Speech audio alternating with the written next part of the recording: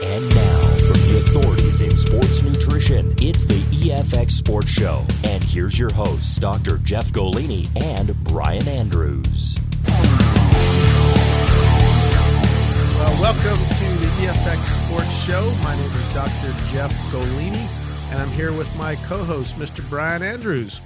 I am here, sir. Man, let's talk some sports, or something that's near and dear to our hearts, I guess you would say, that's related to sports. So What are we talking about today, Jeff? Well, if you folks want to hear scores and what LeBron James is doing, go listen to those other shows.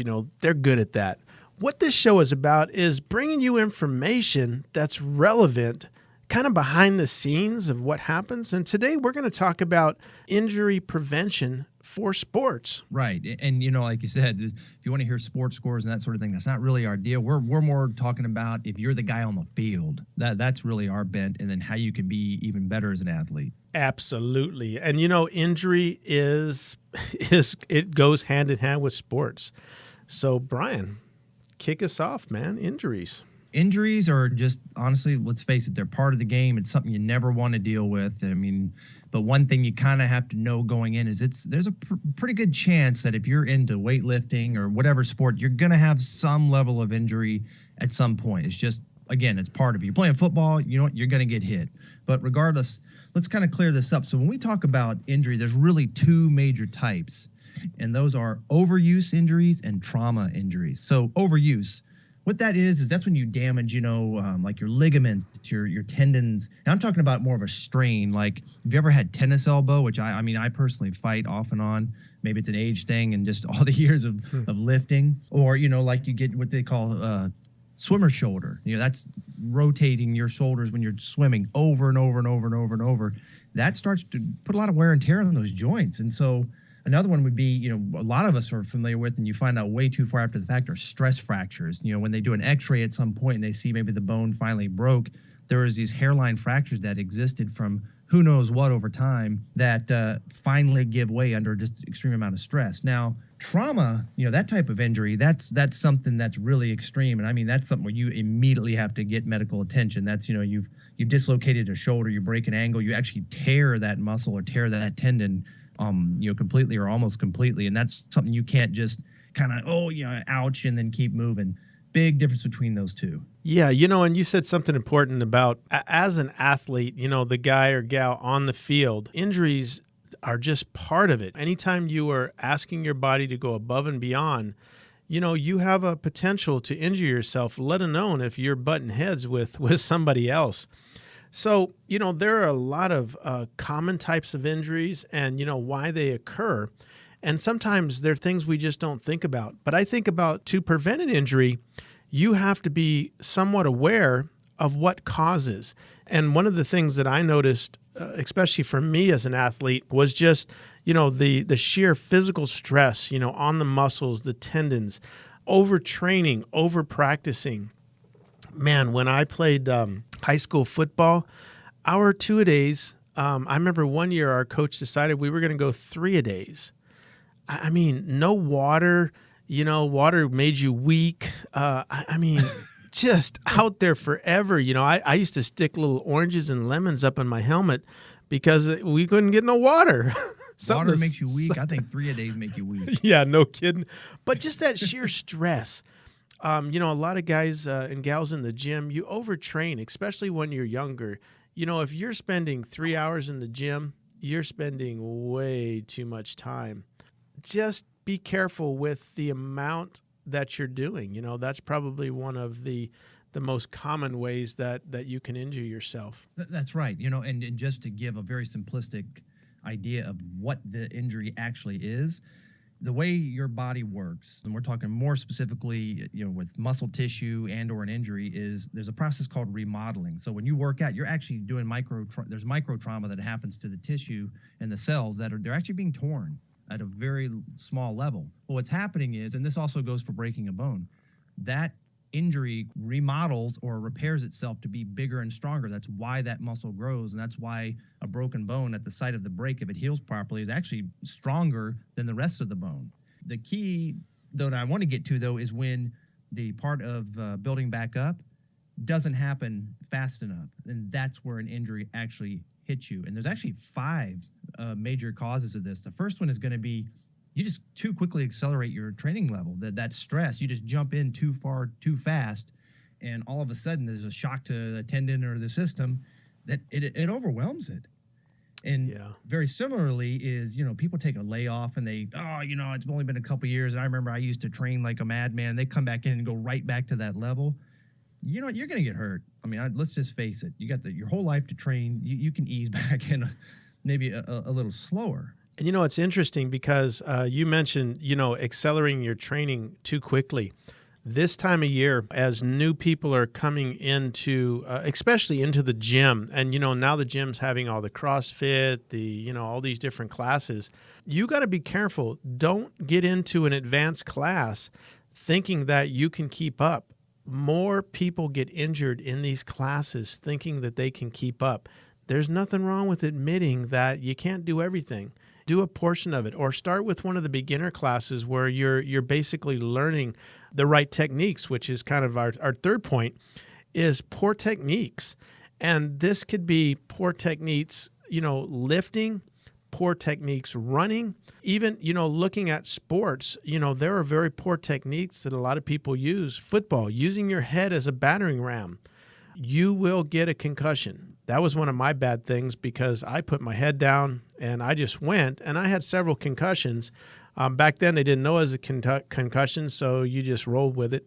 But I think maybe that's what's wrong with me today, Brian, is I had too many concussions, Like, you probably didn't stuff enough oranges up in there. Yeah. Well, we had the old suspension helmets too, so that really helped. Yeah. Along the lines of that technique thing, that almost should be number one, because you see a lot of people, I know you see it all the time. You cringe when you watch them do a certain move and you think, man, if that were me, my shoulder would fly right out of the socket, or you just know they're asking to tear something or, blow their knees out. I mean, it's insane what you see people do because they were never taught the right way from the beginning. Yeah. And when you get the skill part right, that, oh my goodness, especially over time, makes a big difference. And, another thing, the fourth point here that people should be aware of is there are genetic factors that will possibly make you more susceptible to injury. Some people have unequal limbs. I mean, again, this is a genetic facts, or like me, I have flat feet. So that causes my knees to rotate in slightly. And it's just something I have to compensate for. But there's things like that will make you, from a pure structural standpoint, more susceptible to being injured for whatever activity you're doing than the guy or girl next to you. Yeah, and you need to be aware of that. If you're going to start running, go to a professional. Have them help you fit your shoe, which is kind of moving into the fifth point is, having the proper equipment. Running shoes are expensive for a reason. You're putting a lot of stress on those knees, those ankles. You get, spurs, all the things that you probably could prevent just by having good equipment. Same with, football. My friend, Coach Chris Dixon, told me that the number one cause of concussions, and you see it more at the professional level than you do at the amateur level, is they are not wearing a mouthpiece. But without that mouthpiece, again, greater cause for a concussion. So again, having the proper equipment, no matter what sport you are, whether it's the right socks, for ventilation, the right shoes. If you're required to wear padding, don't chintz on your padding thinking it's going to slow you down. There's a reason why that type of equipment is required. Yeah, and the one thing that's nice is technology has just come so far. I remember, some of the older days of the machines that, say, for example, you might use in your gym. These things have been crafted nowadays where the ergonomics of them, in other words, how well your body will fit into it, or the pattern or motion that you say you're doing some kind of press or whatever it is so unbelievably smooth, as opposed to some of these things where your build doesn't really fit right with the mechanics of that machine, and you can really jack up your shoulders or whatever it is that you're trying to do just to fit within the realm of where that plane is that it's forcing you through. And that's why it's nice to go to say maybe a better gym with better equipment where they really maintain that, because again, that equipment can be pretty scary, especially if they're kind of rickety and that sort of thing. Well, it's time to go to break, and when we get back, let's pick it up from where, hey, I'm injured, so now what do I do? This has happened. Where do I go from here? EFX! Hello, this is Dr. Jeff Golini with EFX Sports. By now, you've been in the gym and on your New Year's resolution diet for about a month, and if you're like most, it hasn't been easy. Well, here's something that could help you. Go to the store and grab a few supplements from EFX Sports. This will help keep you on the right track, and there's many products to choose from. My favorites are Crealkaline, the best creatine supplement on the market, Carbolin, to help power you through your workouts without sugar and loads of caffeine, and NF Pro Whey Protein to help muscles recover after a workout. That's a powerful trifecta, and the best part is it's made here in Billings and they're affordable. You can find all these products at Bonanza Health Foods, Lucky's, GNC, Granite, or Yellowstone Fitness. But if your favorite store doesn't carry EFX yet, I would love it if you would ask them to. For real, drug-free muscle, it's EFX Sports. If you want to power your workouts and stay in shape like the pros do, then choose EFX Sports Supplements. Manufactured in Billings at All American Pharmaceutical, EFX Sports will keep you in tip-top shape with products such as NF Pro Whey Protein, Carbolin, Crealkaline, Freak Maker, and many more. Head into Bonanza Health Foods, Lucky's Market, Granite Fitness, or Yellowstone Fitness and try them all today. If your favorite store or gym doesn't carry EFX yet, tell them to check into it. Go to AAEFX.com to find out more. Well,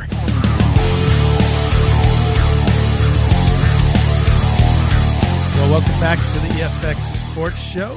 We're talking about injuries. My name is Dr. Jeff Golini. I'm here with Mr. Brian Andrews. So you're injured.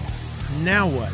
The old, and again, I'm an old guy, so, all the things that happened back in the 70s and 80s, suck it up, move the drill over, get someone in here who wants to play.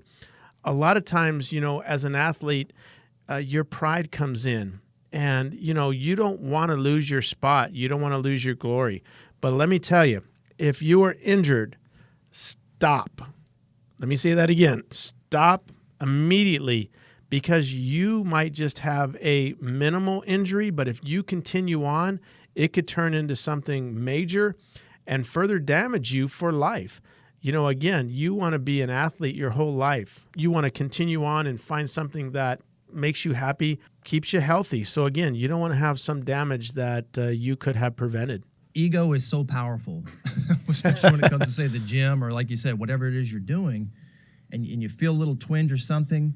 You know what? Is really that extra set or rep going to make that much of a difference when you possibly be doing damage that you're going to pay for all the rest of your life? Just stop and then take a second to think about what's going on, because your body naturally produces what's called endorphins, and that is an incredible natural drug, so to speak, that your body uses to mask pain. That's why you get that what they call the runner's high. When you work out, you feel good because it's masking the pain that you're putting your body through. So I say, just don't risk it. It's not worth it. And there's one thing about bodybuilding versus some of the other sports is your body is your athletic field, and you have to learn to listen to your body. And listening to your pain is probably the most important thing. There's two different types of pain. There's pain from the buildup of lactic acid, where it's common, you're feeling tired, you're feeling fatigued. We're not talking about that type of pain. We're talking about an injury. That pain is something that you don't want to work through. You definitely want to see a doctor, see your trainer, have it looked after, because better to be safe than sorry, so to say. And again, most of the minor injuries, just with a little bit of rest, you can come back from. But if that minor turns into a major, you could be out the whole season. And another thing to think about is, so let's say it's a less severe injury or whatever that case may be. A simple way to treat that is, using ice, heating pads, things like that really help to speed that up. And and another option to kind of go a step further is massage, which, hey, who doesn't want a good massage? And then chiropractic, which is something I know for a fact you have a lot of firsthand experience with that one. I do, and I know some of the medical professions don't believe in that hot cold anymore, but I'm telling you, I have healed myself from these minor injuries time and time again, in a variety of sports. So ice first. Ice takes care of inflammation, but then adding heat right after gets the blood flowing. Now, when you heat, usually the pain comes back. The ice kind of freezes it, but I'm telling you, you can recover so well. And if it's something to do where, your back is out, your neck is out, yeah, I believe in chiropractic care to get that back into place. Going to the doctor for something like that, they want to put you on some pain meds. Well, that doesn't do anything that mask it. And then you could potentially injure that even further. What a chiropractor is going to tell you is go get some rest after this. So he's going to get you aligned back. So again, do the simple things. Take the time until you're healed before you go back into the gym. You get back on the field. Very important. Yeah, and along the lines of what you said about inflammation, that is a big part of where that pain comes from. It's the swelling and the extreme pressure on that injured area, and it does it for a good reason, is protect it. It gives it more, layers or what have you to protect the area. And that's where, simple over-the-counter, medicines, they call them NSAIDs, non-steroidal anti-inflammatory drugs. We're talking about aspirin, ibuprofen, and another one that's pretty novel is something you yourself invented. Why don't you tell us a little about that? Creselazine, joint rehab. Yeah, that is my choice because the ibuprofen and aspirins, those are dangerous. They thin your blood out. They're really a masking. They'll get rid of the pain. They do work, but you got too many side effects. More people die from aspirin type ailments each year than anything else. So creselazine I love because it literally gets in and gets rid of that inflammation. So again, very, very good change. But, I guess the main thing is use common sense. Listen to your body. As you said, not your ego. Pain means something is wrong. It's your body's way of telling you to slow down or stop.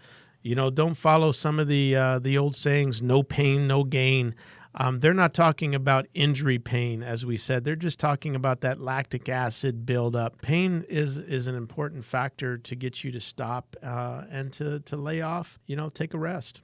Let's just say it comes down to you go to see a specialist and he says, look, you have to take a month, 2, 3 off. That would drive me nuts.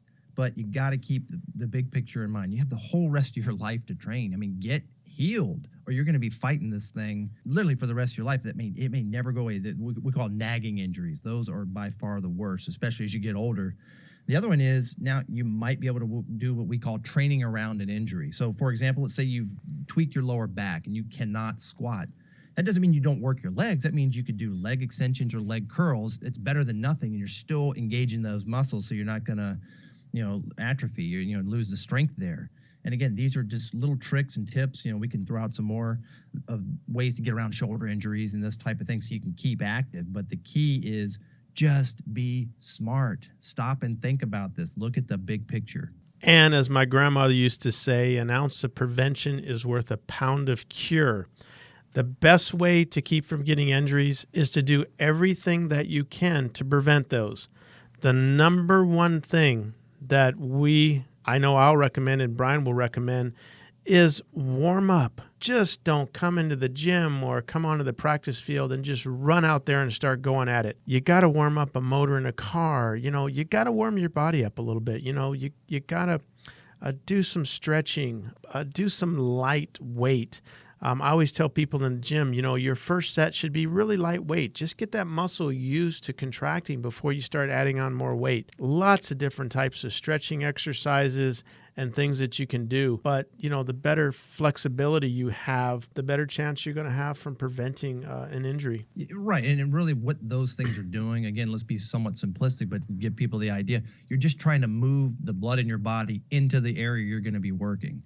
Think of it almost like a lubricant. I mean, it's a very simplistic way of saying it, but that's where the stretching and the the warm-ups come in. It's so critically important. You look at any professional team, if you have the chance to see them go to the stadium earlier, they're going to be out there on the field stretching like crazy. They're going to put themselves and push to the furthest end of their performance levels. They know they can't just run out in the field and do it. Trust me, there's no way they could do that at their level even. Yeah, and if you think about, have you ever injured yourself just waking up in the morning or doing something stupid? That's because those muscles aren't warmed up. But you also want to cool down, after training. Just don't finish and run outside. Cool down doesn't necessarily mean, get in a cold shower. It just means let your body relax just a little bit. I always like to take a little time to talk. I always finish my training, with a little bit of cardio where I'm just on a treadmill on a bike, where I can have a conversation. and then I'll just kind of cool down. The last minute or two will just be real easy. And so, kind of wrap this up, I'm just going to hit a couple more things. And that's to say, again, let's talk about, remember we said technique. If you are just using your ego to push yourself and you're not being smart, you might need to, say, for example, in the gym, lower the weight on some of these exercises you're doing so you can get your form back and do it the proper way. That's really how you can feel that muscle work and do it properly. Otherwise, again, just throw out your ego. It's not about how much you can actually bench at the end of the day. It's all about how you can perform and then how you'll look later. And finally, this is, we definitely fit in this category. As you get older, it's harder and harder mentally to accept that you're just not a teenager. I remember, you get a weird twinge or get an injury, you bounce back like it never even happened. And now 2-3 days later, the same thing. I'm going, what is going on? So that's, again, all about just being smart and training smart. On that note, let's go ahead and shut this episode down, and hopefully we've given some valuable information out there about injury and gotten people to really think about the idea of injury. So we will ask you to hopefully have a injury-free training experience. And if you have any other issues or problems, hit us up. We're here to help. Amen. Well, take care, and we'll catch you next time. Underground in the EFX studio. You've been listening to the EFX Sports Show. Find all the EFX Sports supplements and products by logging on to aaefx.com.